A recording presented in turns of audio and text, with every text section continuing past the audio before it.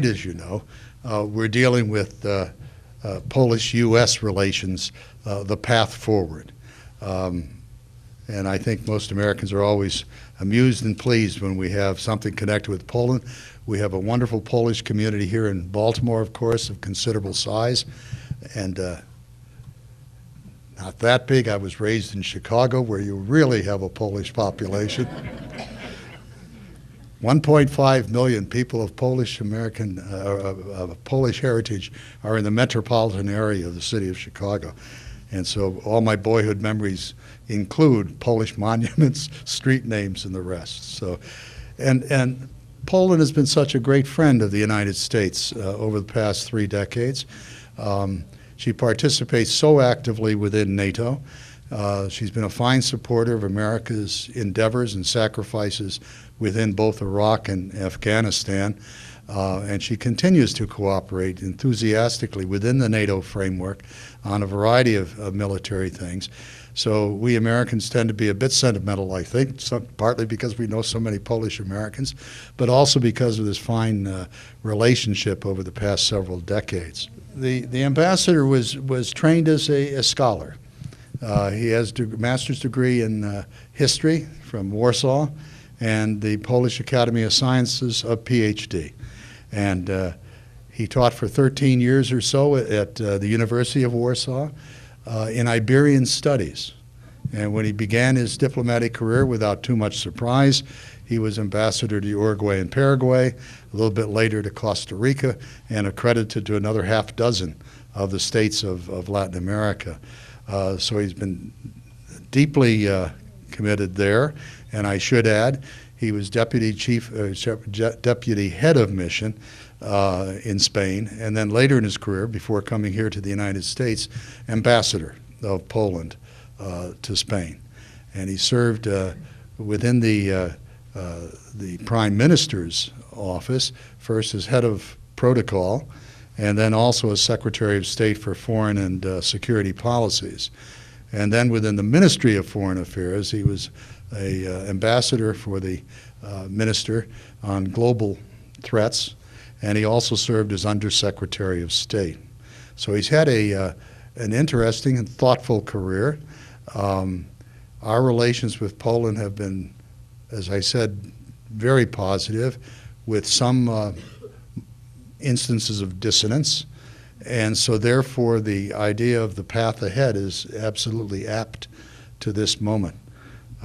It's my great pleasure to present to you Ambassador Ryszard Schnepf of the Republic of Poland.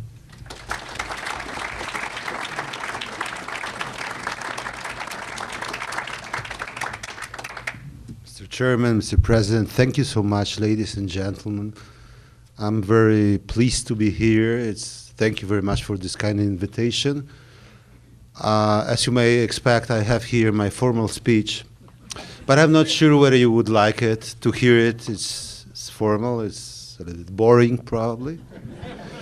So I may skip a couple of things and go right to the things that you are expecting from me. I must say that thank you very much for my history in short words. My friends, in a very diplomatic way, they say I'm the most experienced diplomat in the Ministry of Foreign Affairs, the only one who served 4 times as ambassador to different countries. It's a very diplomatic way to say that I'm getting older. And probably to say, well, it's time to retire not long time in future. But as a matter of fact, it was a great experience the whole my life, being a university professor first, not teaching only at the Warsaw University, but also at Indiana University, Bloomington. It was a great time. I visited the United States. I stayed there for a year.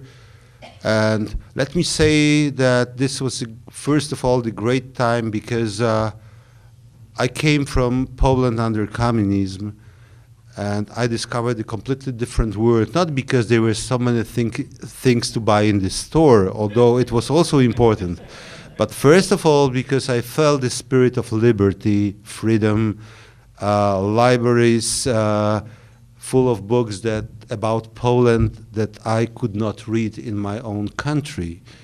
And I enjoyed this stay to the great extent, and probably under this influence, I've been living then many years and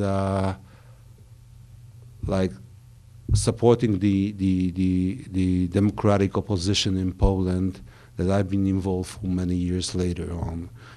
And in those 80s in Poland, we could not even think about something being changed in our life.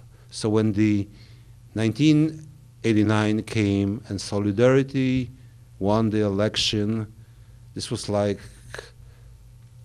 a thunder from the sunny sky that changed not only my life but the life of the entire Poland. And I am pretty sure that to the great extent also it changed the life of many people of Polish descent here in the United States, because all of a sudden they became proud of their own country.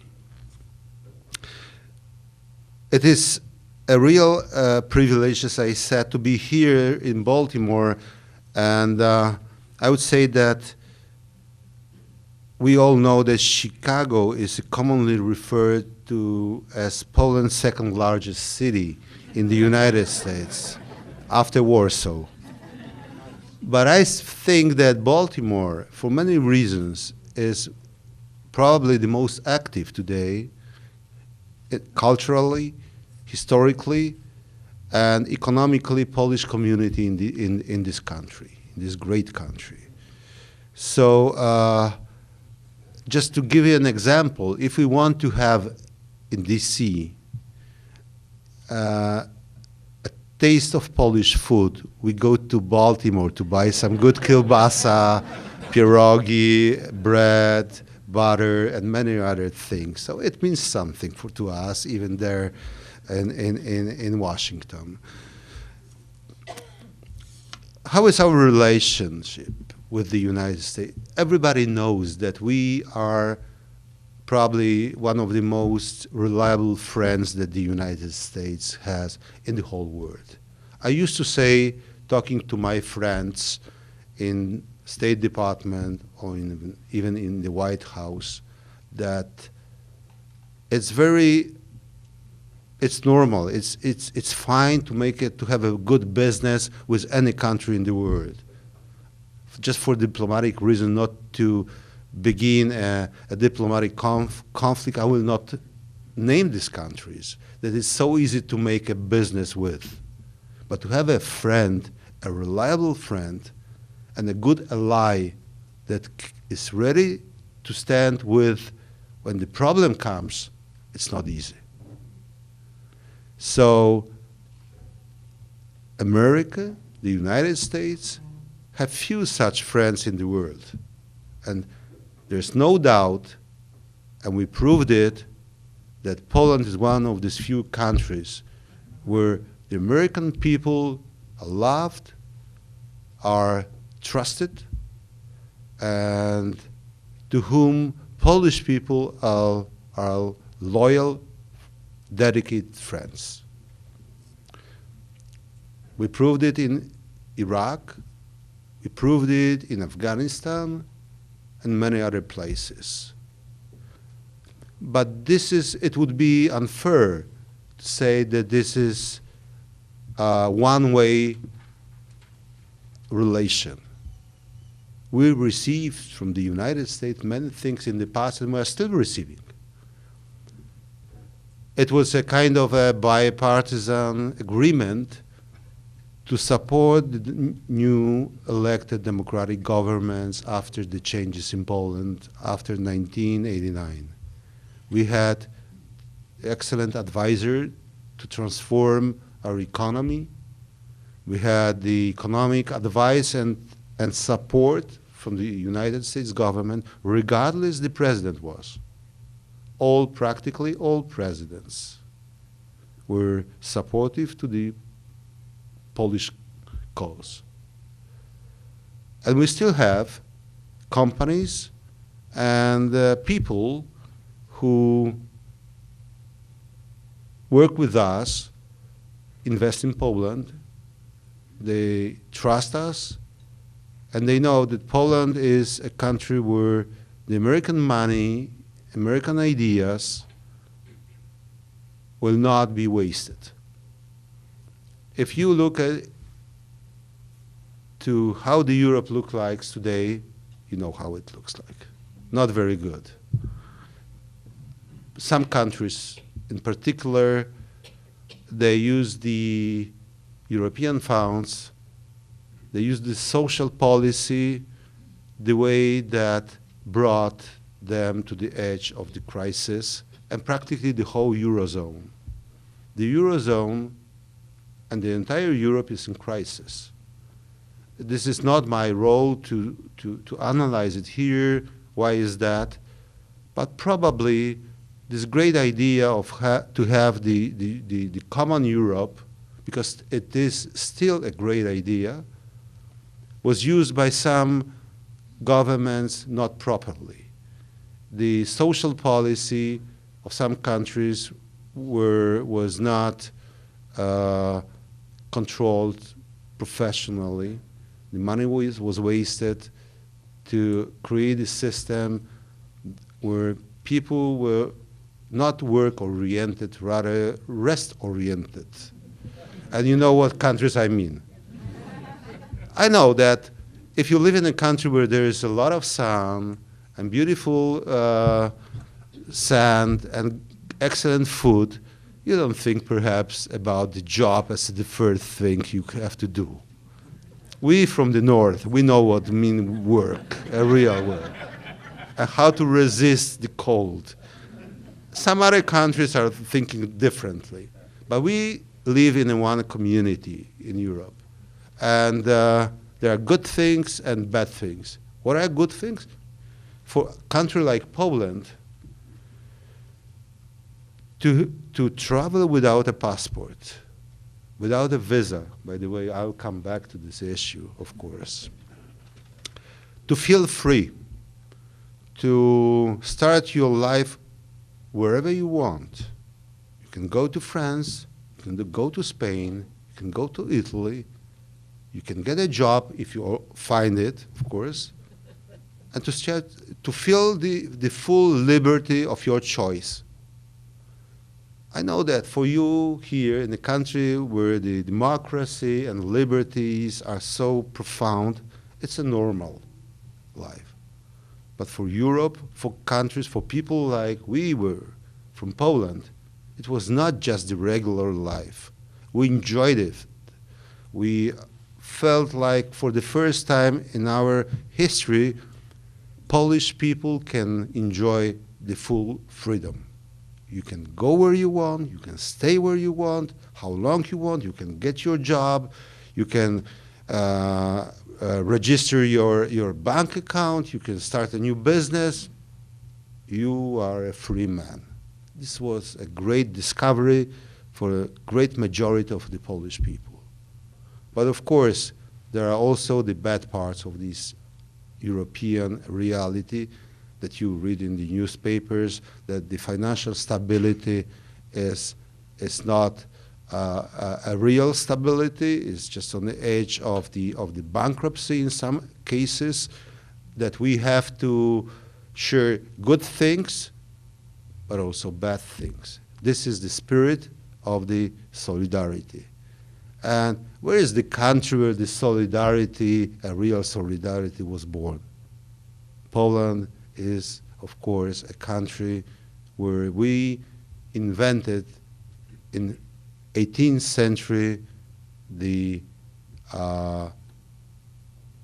proverb, the saying, to fight for our freedom and for your freedom. And the names like Kościuszko, Puławski are widely known in the United States. The Poles who lived with their spirit of freedom, and they went to the United States of America to defend the freedom here. So it was great to discover a new Europe for us. But still, we consider the United States as probably the most important partner in the world. Why? Because it gives us this security of being a free country. The today world is not the idealistic world where everybody lives in peace. We read the newspaper every day and we know that there's a North Korea threat, there are Middle East peace process, very difficult. We live in the world which is very far from what we would like to have. And to be a friend, to be an ally of the country like the United States is a privilege, it's a duty, but first of all, it's a great honor. And I know, because I've been to Iraq, and I talked to the soldiers, our soldiers, they're serving there, that they were very proud for serving alongside the U.S. soldiers in Iraq. The same in Afghanistan. So with all the sacrifice, we know that we serve on the good side of the world, not on the bad side. And of course, this might be something usual, normal for people who lived in a free world since a long time. But for Polish people who came back to the democratic family after so many years living under the pressure of the communist dictatorship, it's not just a regular situation. So when you think about people who came from Poland, from Czech Republic, from Slovakia, from Hungary, and many other countries from our region, to live in a free world, it's not just a life experience to the majority of ours. The big part of my life, I lived under the communism. The big part of my friend's life passed under the communism, not in the free country. So we remember that. We have this experience that many people in the world didn't share. Probably this is why we are more sensitive to the threats, to the dangers in the contemporary world. And that is why we stand firm supporting the U.S. position in the world, because we truly believe that this is the right position. Now, in today's Europe, which is deep in crisis, if you look into the economic statistics, you will find that Poland is the only country that grew during last years constantly with a positive rate of GDP growth. The only one country in the whole Europe. It says something. It was 4% growth, 3% growth. This year, probably it will be a little bit less than 2%, but still growing. If you compare it with practically all other countries where you had the negative numbers in GDP growth. It means that in the difficult situation, we defended our economy, our social position in Poland. Many people ask me, and yesterday the Czech ambassador asked me, how do you do that? What is where it comes from? And I say, well, it's the answer is not easy, it's complex. First of all, we have almost 40 million success-hungry people. So you will find the young people who want to grow, who want to change their life, who want to improve the level they are living. They are ready to work during the night and early morning, 12 hours, 14 hours, whatever is needed, because they want to change their life for better. They're ambitious, they're clever, they're professionally prepared, and all of a sudden they find the condition to change the country. So they do it. If you look into the numbers, you'll find that probably Poland is one of the countries where the work dedication and improvement in the productivity is the highest. There were great reserves, and using the labor force that we have, the professional labor force, and the young people enthusiasm, the results are obvious. Another thing is the very deep consumers market in Poland. If you compare with other countries in the region, you'll find easily that you have this Czech Republic, less than 10 million people, Slovakia, it's like 6 million people. You have Hungary, 10 million people. So these are relatively small countries. Poland is 40 million. I know that for the United States, it's not a big country. I know the proportion. But for Europe, it's a middle-sized or big country in our understanding. And so is the market, consumers market. So many companies, they are selling well. Last week, I was invited to the conference in Silicon Valley, in California, and I was not aware of that, of the miracle, I would say, that the young people from Poland, they make. There's almost $1 billion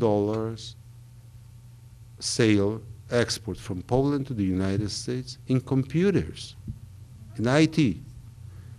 These are not perhaps the computer programs.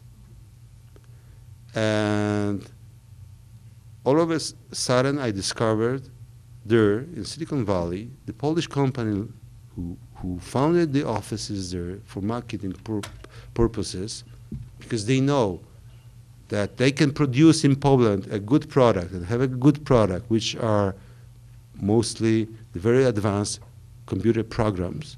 But to sell them, they have to be in Silicon Valley, because this is the place where you can promote them, make a good marketing job, and sell them. So they do that. Poland is a leading country in a very defined IT work, which is, I'm not very familiar with, because I don't play games in computer. I don't know whether you like it. But we are almost #1 in producing the games in the world. And they are being sold under different English names, of course, and excellent products. Almost $1 billion export to the US. I also, on other opportunities, discovered that the air industry, American companies, they located their production in Poland, and they're very successful. Sikorsky company with helicopters. Boeing, producing some parts in Poland. The Lockheed Martin with the engines, and many, many others.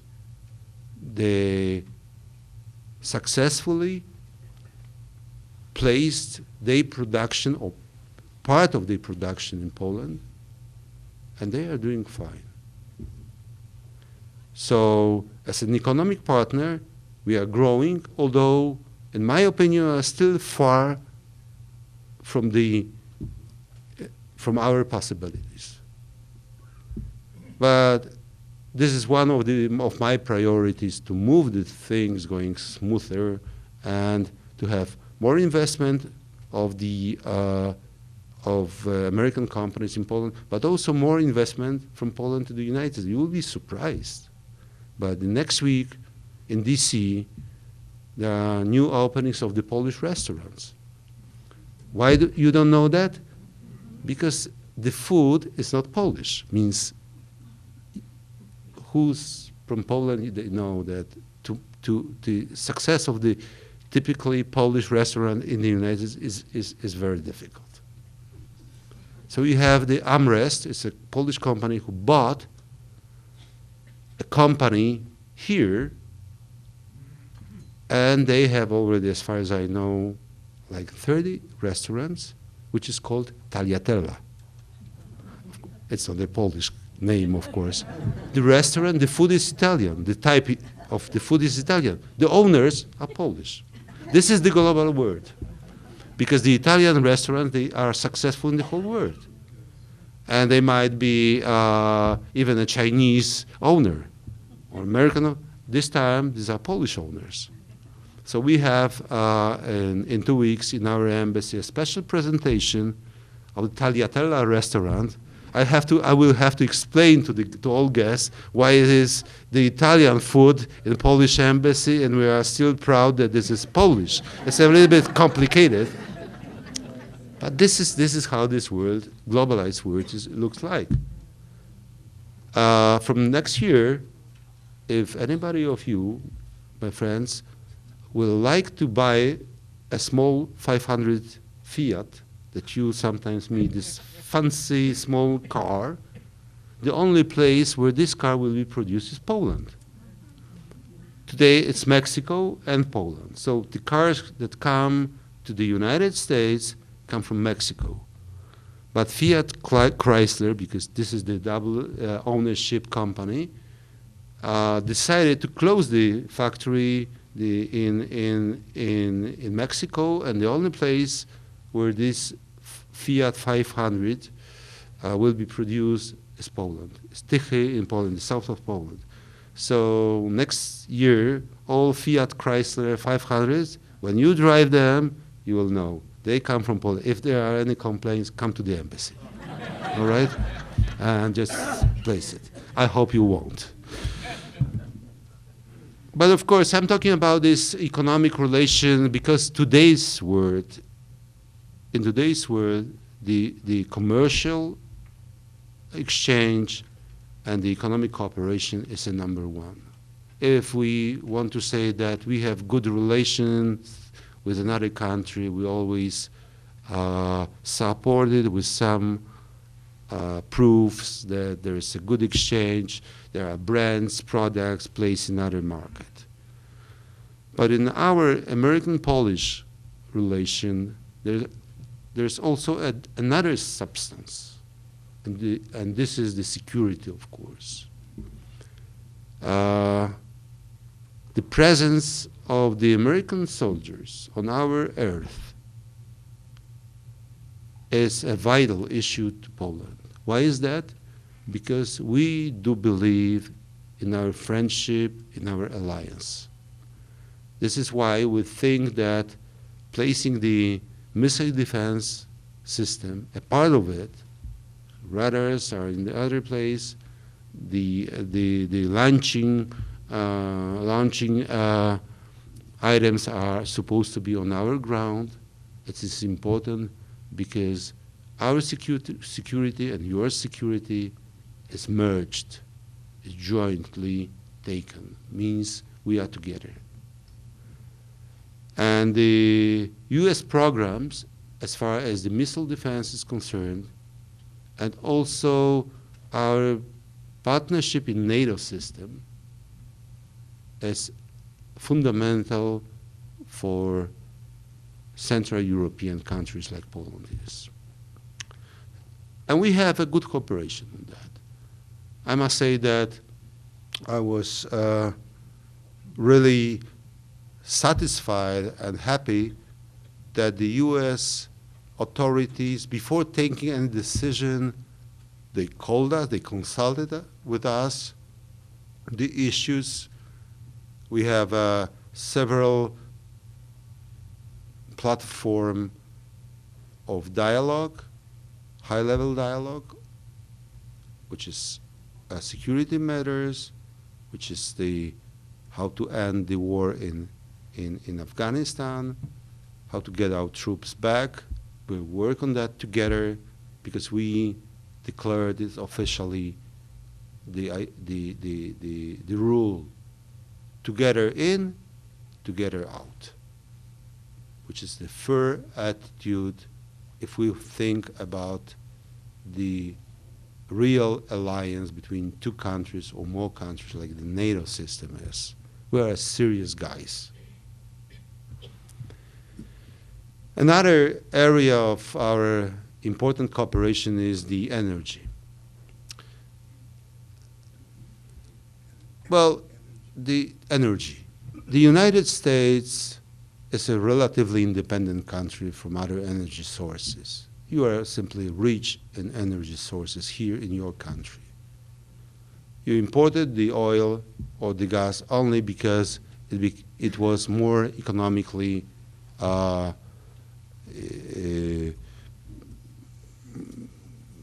justified than to use your own sources. Today, with the prices growing, you probably can read in newspapers, you can hear in different conversation on TV that more and more people are dedicated to use the domestic energy sources, like the shale gas, like the sources that were not used during the past years. And we believe that the United States soon will be an important gas and oil exporter for the other parts of the world. It would change completely the geopolitical dependence that we have today. We will not have to rely that far on the countries that are not stable politically or not stable in the friendly attitude that the Western countries like the US or Poland is.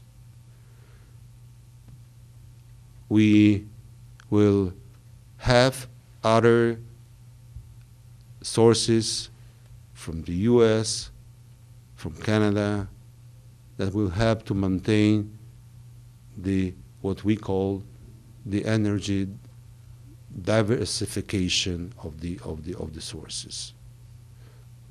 That the supply will come not from the one region, but from many at the same time, which will give the good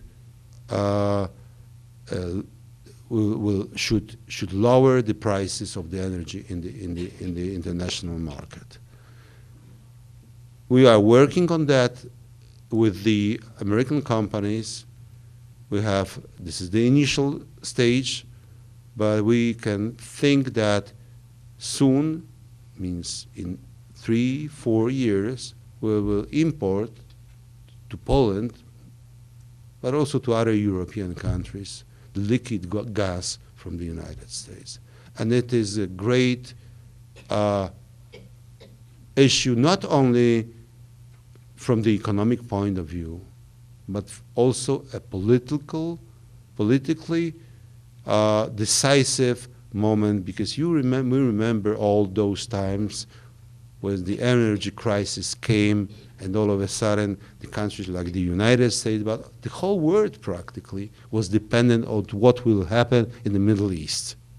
We all remember the changes of the price in the 70s. All right. It's great to be more independent, also in energy, and we are close to that moment.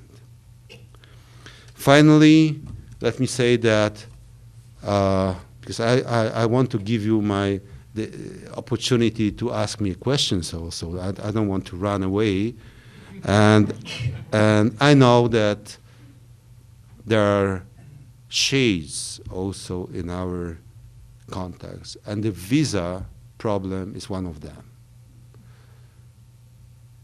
Why we still have to fill the immigration forms getting to the United States.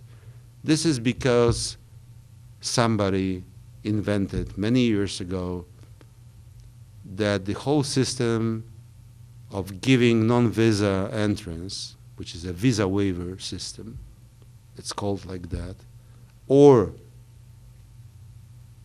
to ask for a visa every time you visit the United States, depends on the simple item, which is the refusal of the visa by the consulate in this or another place. Means that what the authority considers as the most important is what percentage of the visa petition papers were refused.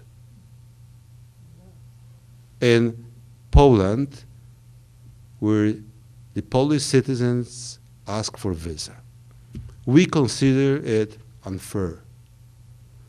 What should be taken into consideration is the overstay data.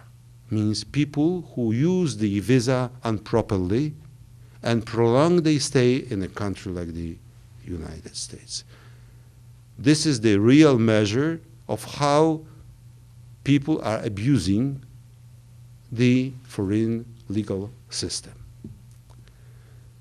And we are working on that, and it looks like we may have this change done pretty soon.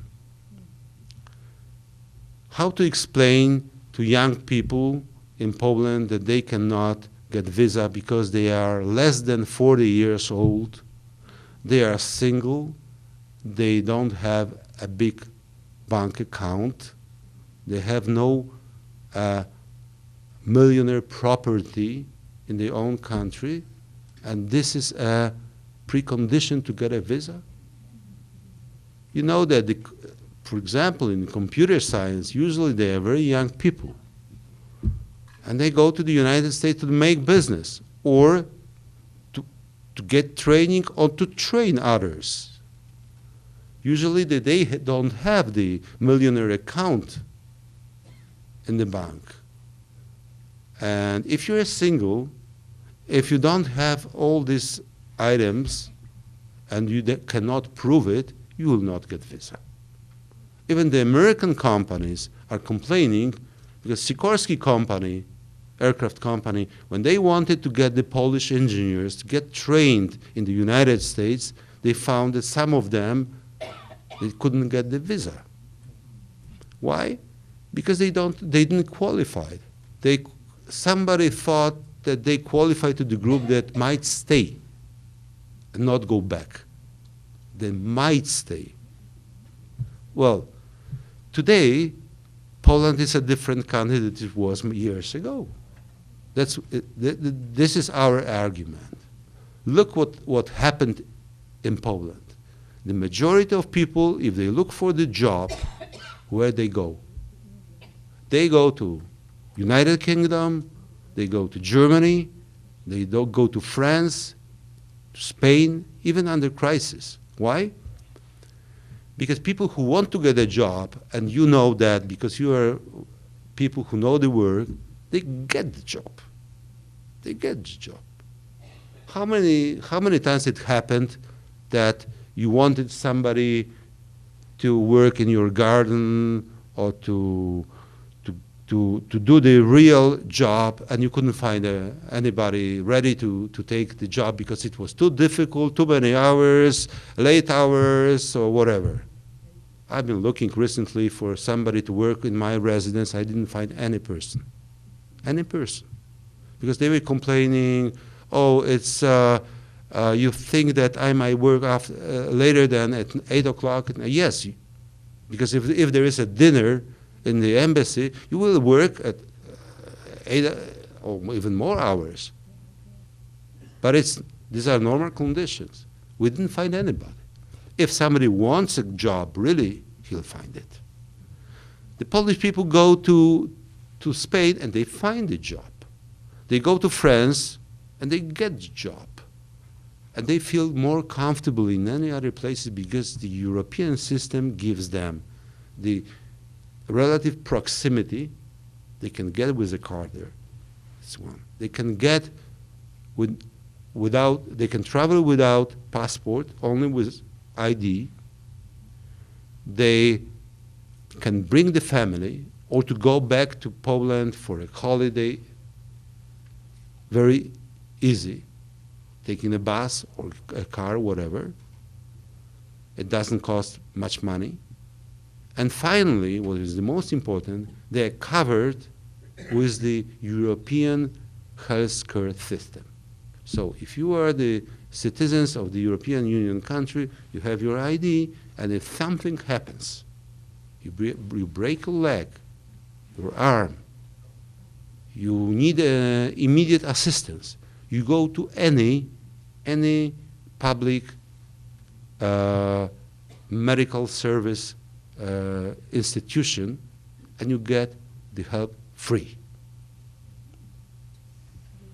So people feel comfortably, because this, especially young people who travel with their kids, they go to London, they go to Manchester, they go to Paris, and if they are with the family, of course, they feel secure because there's a basic system. I'm not talking about the fancy clinics, private clinics that are expensive. I'm talking about the immediate help if something happens. But it's fundamental. It's fundamental. You are not bankrupt if something happens. So today, people from Poland, if they look for the job, for all those reasons that I mentioned, they go to these countries. Who come then to the United States? People who visit their families, or professionals who are, and this is the biggest group, who get trained. They have professional visits, business people, and cultural exchange. We have 300 people working only in Microsoft in Seattle. 300 people, okay? And there are their families. So this is the real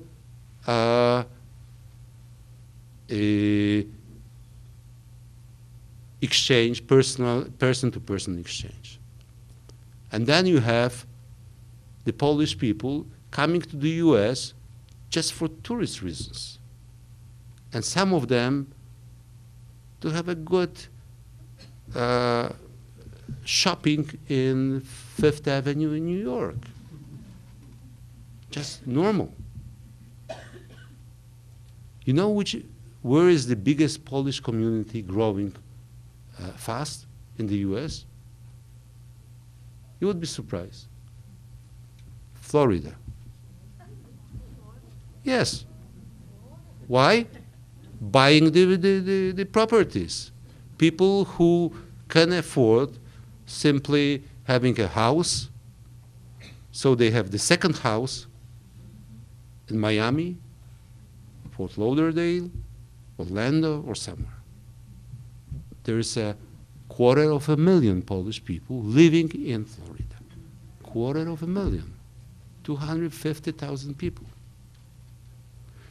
Many people who probably you met, as you mentioned, in Chicago, hard-working people. The second, the third generation, they go to Florida. They live better, they got rich. They worked, they came to the point that they can change their life. I have my friends from Poland who have their second house. Two of them, they have the jets, okay. It's a little bit easier, especially that they don't use the regular airport, they just go through what's a signature, it's called, special service, so they don't have any problems with visa. But we will, and President Obama promised it, And we have the Congress people and the Senate people very helpful. We have, and you know her very well, Senator Mikulski, who is an extraordinary woman. And I met her. And also the senators and congressmen from Illinois, from Chicago, Senator Quigley, Senator Kirk and Congressman Quigley. And there's a whole group of very decent and dedicated people, men, who will work with us to finish with this shame. Because it's a real shame. And I agree that your question was very right put. When I traveled the last time, I was coming back from Poland, and I went through Vienna.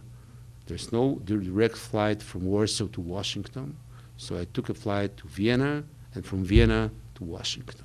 And I was seated by aside the by the way, good-looking lady from Slovakia, and the flight attendant came when we were approaching the U.S. territory and handed us the custom forms, as it should be. And I said, sorry, I need another one. I need an immigration form as well. And this lady said, how come? You Polish people, you need a immigration form? You are the biggest, the most reliable ally of the United States, still need it. I said, yes. Unfortunately, this is the reality. But hopefully, and I hope this is the last year, that we need these immigration forms coming to the United States. We'll get rid of it for good of the United States and for good of Poland. So thank you very much, because I know you'll ask many questions.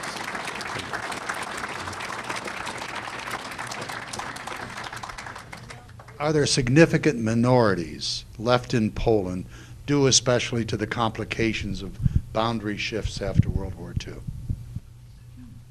Well, I don't think we have any problem with the boundary today. So we probably the most important border still in discussion was Germany, but in 1970 we had an agreement under the communist government yet, and it's still respected. The Chancellor Kohl in 1989 he confirmed the western border as the final recognized by both sides. We practically have today no boundary conflict with our own neighbors, although, as you may know, the history of Poland during centuries brought us to other territories. Poland in 17th century was country from one sea to another sea, means from the Baltic Sea to the Black Sea. Poland was another empire comparable to Spain on the western part of Europe, and on the eastern part this was Poland, multinational kingdom. And those times were the Lithuanians, were Germans, were Ukrainians, Belarusians, Jews, Austrians were living together. And I would say that if you look at Poland today, this is our reach. I mean, the fact that Poland roots, they go to multinational history, made our heritage broader, more rich, and even our cuisine is composed by so many items coming from different culture, from the east, from the west, from the Baltic Sea area. I think it's thanks God, Poland today is a country living in peace. What we can be afraid as the major conflict, the global conflict that would probably could touch us somehow. Would you comment upon restitution? Yes, of course. It's a very difficult problem. First of all, there's no such problem like restitution of the Jewish property. There's a restitution in general. The Jewish property in Poland that is being claimed today is 14% of the entire value of the goods. 14% only. According to the European and the world's good standards, there's no division between people of a different religion, of a different ethnic. The only title is the property title. You have a title or you don't have a title. Means you can prove it that you were the owner or not. You cannot compare. I know what the situation with the other countries that accepted, that passed through the parliaments, the indemnization laws. But there's different ways to solve the problem. You can do it generally, giving some percent of the possible value, or to open the individual possibility to claim your the restitution of your goods. There are thousands of cases in Poland that people regained their property in the form of money or sometimes a physical property in Poland. I'll give you one example. Ministry lost the palace in the center of Ministry of Foreign Affairs because the family of the pre-war owners, they brought the claim to the court and they won it. And the Ministry of Foreign Affairs lost the central, one of the most beautiful palaces in the center of Warsaw, in the street Foxhall, because they lost it and it was given back to this was not one family, this is, the descendants are like 4 or 5 families, but they won the case. So on the individual basis, there are, I don't know exactly the number, but I can bring it to you, like more than 3,000 cases that people, families, they got the properties back, the title, and on many opportunities they were sold again to other companies or owners, but they had the opportunity and they used it to get the property back. Now I repeat, there is a general problem of the restitution of all owners, regardless the ethnic, religious context. Because owner is the owner, right?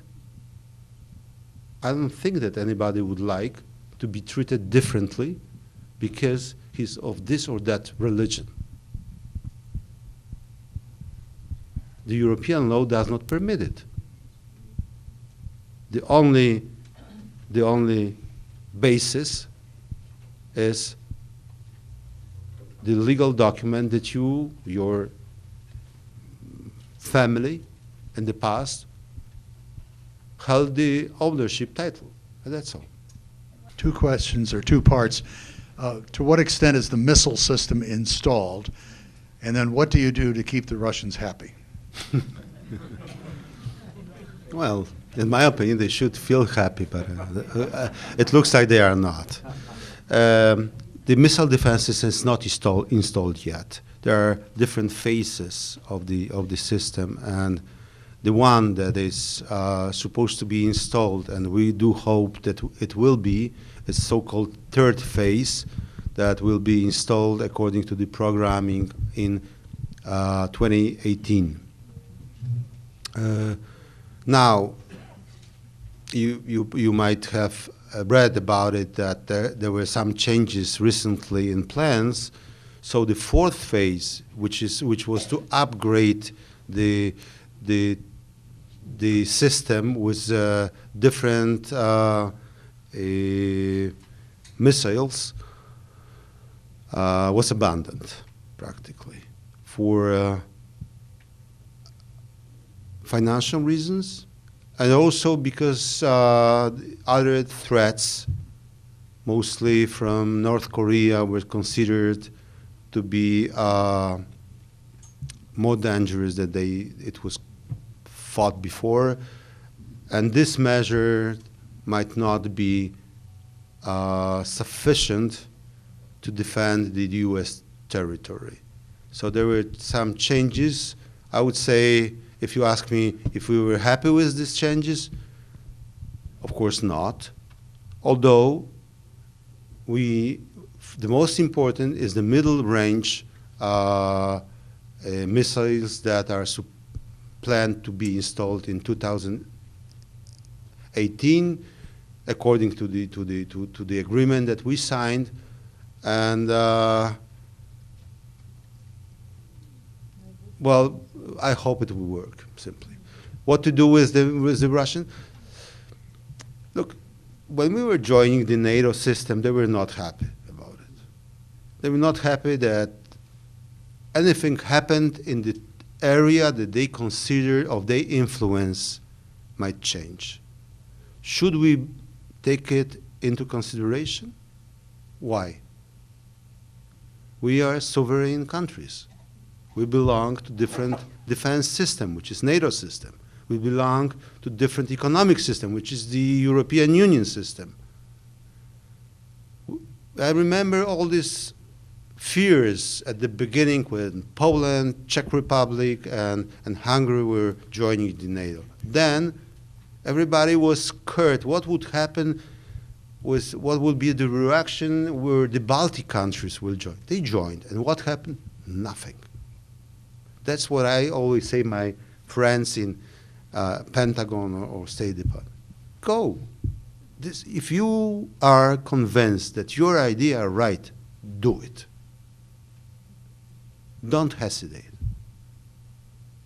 This is how, if you want to weaken your ideas, your projects, just start thinking what they would do if we just stopped. We are a sovereign country. You are sovereign. We agree to do the things. That's all right. Do we need to ask somebody else? It's over. This part of the history is over. We have to get rid of our heads these old bonds that for many people they could not even imagine, like my parents. Can we be free? No. Yes, we can. Mr. Ambassador, we thank you very much for sharing so much with us.